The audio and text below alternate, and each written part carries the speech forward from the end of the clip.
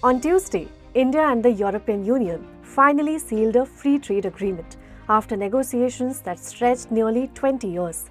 As Prime Minister Narendra Modi put it, the agreement links economies that together account for 25% of global GDP and one-third of world trade. So what exactly has been agreed? Here are 10 key takeaways that explain what's inside the India-EU FTA. The deal creates a free trade zone covering nearly 2 billion people. That makes it one of the largest bilateral trade agreements ever concluded. The EU will cut or remove tariffs on 99.5% of the trade value of goods imported from India, covering 96.8% of tariff lines. For Indian exporters, this means near zero duties across most products.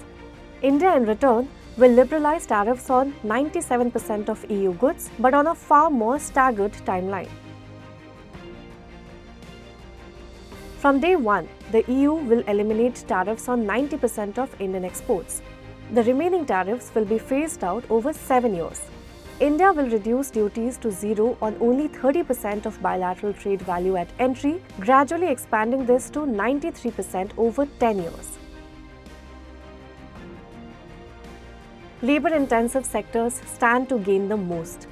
These include apparel, chemicals, footwear, leather, marine products, gems and jewelry, all of which gain improved access to the EU's 27-nation market. India will cut car import duties from 110% to around 30 to 35% initially and eventually to 10%, but only within strict quotas. Mass market cars are capped to protect domestic manufacturers. For every car quota granted to the EU, India gets 2.5 times the export access in return. Electric vehicles do not get immediate access. EU EV imports will open only after 5 years, giving domestic players time to scale up. Tariffs on European wines will fall from 150% to 75% at entry and gradually to around 20%. Olive oil duties will drop from 45% to zero over 5 years. However, sensitive sectors such as dairy, rice, sugar, poultry and beef are excluded. The EU will open 144 services subsectors while India opens 102. The agreement includes commitments on student mobility and post-study work pathways. Both sides will also set up dedicated help desks for small and medium enterprises.